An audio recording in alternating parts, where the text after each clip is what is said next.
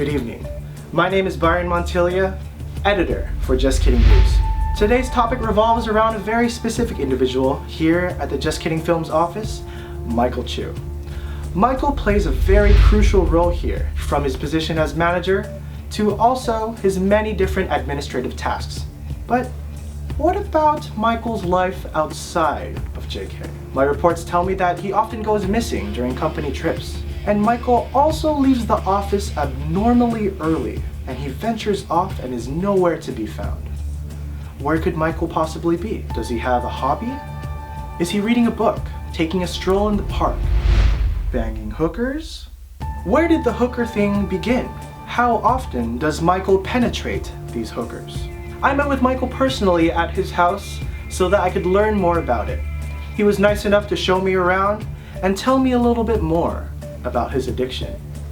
I headed back to the JustKiddingFilms office to meet with his bosses as well as Michael himself. I'm here to confirm Michael's horn dog life and if he is truly a hooker slayer. This is the JK Report. So, I guess based on both of your opinions, what do you speculate about Michael's life outside of the company? At this point, it's not even a speculation. It's proof. It's proof. Yeah, it's real life. I don't know why he tries to hide it, or well, here's the thing. If you don't know him, right, and you just see him walking around, you just think, oh, he's a normal law-abiding citizen. He probably went to like a UC or an Ivy League school of some sort, and he's very studious and he works hard at his 9 to 5. That's what he looks like on the outside. But people don't see the true Michael. Me and Joe, because we've known him for so long, we've been on so many company trips with him, we see the true Michael. And the true Michael is a whoremonger. Personally, I feel like since I've never, actually, I guess, gone to a brothel or, done hookers. Are you sure? Yeah, I'm very sure. I've never, participated in an act where I've, I guess, paid for sex or been with hookers. I think that description is actually not very accurate for me anyways, I feel like So you're not banging hookers when you go to Germany where prostitution is legal? Correct. You told me yourself, I believe in the other room, you told me prostitution was legal over there. Correct. I'm not going to hookers in Germany. I went to see the Brandenburg Gate and then, I tried some German beer, but I didn't go to German brothels. Let's get that on record. I think our suspicions about Michael really became true when we had our first company trip with him in Hawaii. It was really odd that every time we would have like group activities, like we would go eat, we would go play basketball, we would do all these things, like he'd find some way to snake away. And all of us started questioning like, wait, what is he doing? What's really going on? The reputation that I had with the hookers is because that's what the reputation that, Bart, Joe, David, and Gio have kind of put on me. There's a reason why we really thought that Michael was sneaking off to getting hookers, is because last time we had a company trip, we were in Las Vegas, and Bart challenged him to a swimming competition. Yeah, because I found out he was a collegiate swimmer. Yeah. Which is something else we didn't know. We didn't know that. Yeah. Like, when you look at him, does he look like an athlete? No. Fuck no. So he has a lot of secrets. Yeah, exactly. Yeah. Secrets. And in 2 strokes, murdered him. Wow. Well, you're an Olympic swimmer. You never told us that. Yeah. What else? Hookers? A couple weeks ago, I was at one of my coffee shops that I like to hang out at, and I kind of do work. So I was waiting in line at the counter when this guy comes up and starts, shaking my hand, right? Like he knows me.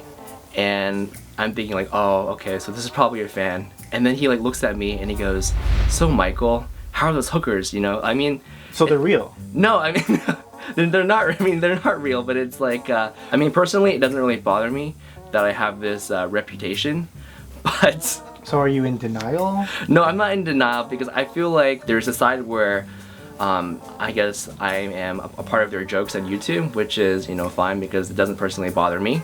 And then there's also my personal inside as well where I know who I am and it isn't that lifestyle that Bart, Joe, and David and Gio like to...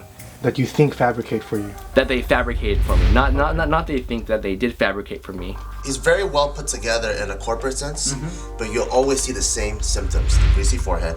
Sweaty beads coming down. Yeah. Messy hair. Hookers like to grab their hair. And then the ruffled clothes. At this point, it's like I already know exactly where he's going. Yeah. It's just I just wished he could just admit it, you know, because we all accept him for who he is. He doesn't have to hide it or anything, but I just wish he would just come out. Bart, I'm a sex addict, and I love putting fingers in my buttholes while I lick titties or something. It'll bring us closer together. Because I know under that fucking polo shirt, he's probably got pierced nipples and like he's wearing assless chaps and shit. He has a bleached butthole with a dragon tattoo. Do you do mostly in-house calls or out-house calls? Is there a reason why you're using like terminology in-house and out-house? For hookers. I don't quite understand. Yeah. I don't believe any of us here actually know what the inside of his house looks like. I don't know what it looks like. I wouldn't be surprised if you open a door and there's that medicine ball with a fucking dildo sticking out of it. I wouldn't be surprised if you go into his room and there's all these fucking torture like equipment, like a fucking massage leather bed with those handcuffs and shit. Like I wouldn't be surprised if I saw any of that. Or like the car battery jumper, but it's for his nipples. Yep. In-house is, you have to call her up or him, and then, you have to have them come over to your place, you pay them a nominal fee, or you go to in-house where they host, you go over to them, they offer their services, and then done deal.